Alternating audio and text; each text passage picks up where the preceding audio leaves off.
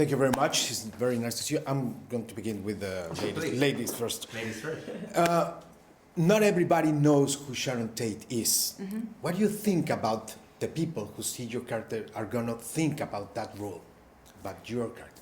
If they don't know Sharon Tate, what do you think they're going to say? Yeah, I think it'd be very interesting to experience it, not understanding where the movie might be going and knowing about Sharon Tate. I think that also allows an audience to just really revel in her day-to-day life without having the anticipation or expectation of knowing the real-life story. I think she also serves a purpose in the script to highlight what Rick Dalton doesn't have.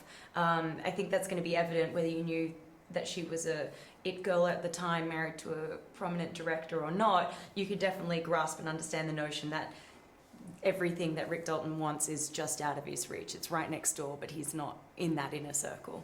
Mm-hmm. Please, what do you think, for example, do you think that you achieve your most maturity as a director in this film?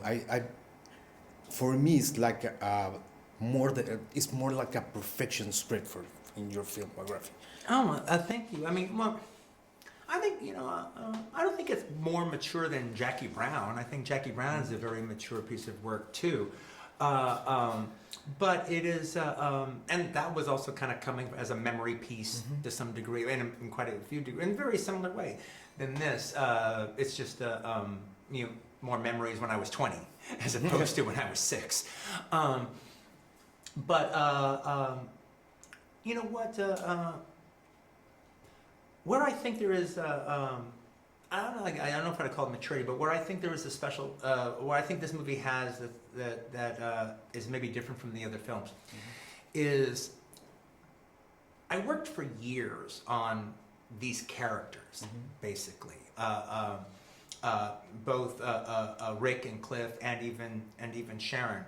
And getting to know who they were. I wasn't in any hurry as far as writing it was concerned. So I was able to mess around with them for 3 years in between different scripts I was writing. And it was sort of like my work I would do in between scripts. And then put it away and then go back to something else.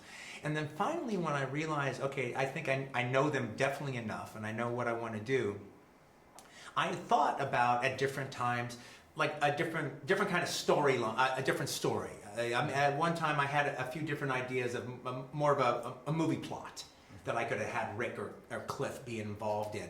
And then by the time that it got time to write it, I realized I didn't want to put them in a movie plot. I didn't want to put them through any melodramatic paces. I just kind of wanted it to be a day in the life.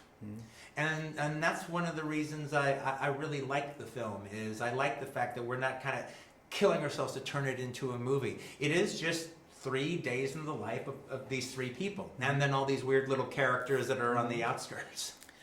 You say that this is a love letter for Hollywood, for the age, for the 60s. Well, it could be a goodbye letter for Westerns or for anything.